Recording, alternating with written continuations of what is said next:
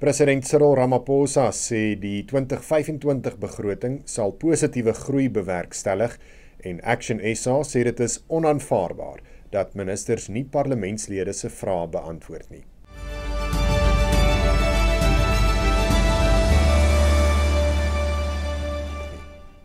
Goeiedag, dit is vandag die 7de April. Welkom by jou Afrikaanse nuus net hier op Pretoria FM. President Cyril Ramaphosa sê die 2025 begroting sal Suid-Afrika se ekonomie groei en sal ook mense se lewensomstandighede verbeter. Hy skryf in sy weeklikse nuusbrief dat die begroting 'n belangrike instrument is om ontwikkeling te bevorder en om die ongelykheid tussen Suid-Afrika se rykste en armste inwoners te verklein. Die begroting is verlede week aanvaar nadat partye binne die regering van nasionale eenheid nie 'n ooreenkoms kon bereik oor sekere aspekte van die begroting nie. Dit het met 12 stemme geslaag nadat Action SA sy steun aan die ANC gegee het. Volgens Ramaphosa reflekteer die begroting die RNE se belangrikste doelwitte, soos om inklusiewe ekonomiese groei te bewerkstellig en om werksgeleenthede te skep. Hy sê die begroting beamoen die regering se belofte om 'n beter land vir al sy burgers te verseker. Adjunkpresident Paul Mashatile sê intussen die DA se kabinetsministers wat vandag vir werk opgedaag het, mors hulle tyd.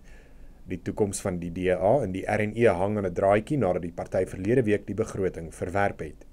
Die ANC se nasionale werkkomitee het vandag vergader om te besluit oor die huidige samestelling van die RNE en of dit gaan verander.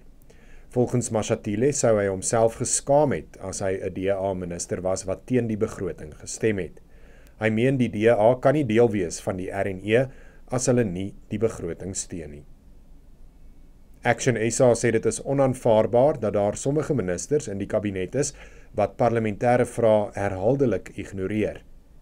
Action SA se parlementêre leier, Athol Trollip, sê al het parlementslede weer hulle vrae formeel ingedien, word dit steeds nie beantwoord nie. Hy meen dit weerspieël 'n kommerwekkende minagting vir parlementêre toesig en aanspreeklikheid. Volgens Trollip het die party die afgelope jaar 121 vrae in die parlement ingedien, waarvan 86 nog nie beantwoord is nie. Hy sê dit beteken dus dat 70% van hulle pogings om die regering verantwoordbaar te hou op dooie ore val. Trollip sê Action SA het reeds in November verlede jaar die kwessie onder die speaker se aandag gebring en dit direk met ministers bespreek. Die burgerregteorganisasie AfriForum eis 'n verduideliking van die SAIK nadat die Afrikaanse TV-nuusbulletin nie die afgelope Saterdag aand soos gebruiklik om 6:15 op SABC2 uitgesaai is nie. AfriForum se hoof van kultuursake, Alana Bailey, sê die SAIK het nog geen verduideliking hiervoor gegee nie en meen kykers is ontstel oor die sogenaamde minagting van die Afrikaanse gehoor se toegang tot nuus. Sy sê die organisasie is reeds sedert Augustus verlede jaar in gesprek met die openbare uitsaaier weens die verandering in tydsglewe van die Afrikaanse nuusbulletins. Volgens Bailey is dit onregverdig teenoor die loyale Afrikaanse gehoor. Baie dankie dat jy ingeskakel het vir vandag se nuusbulletin. Ons is môre weer terug met nog vars nuus. Onthou, jy kan ook altyd lekker saamgesels hieronder in die kommentaarafdeling. En deel hierdie somme met jou vriende en familie.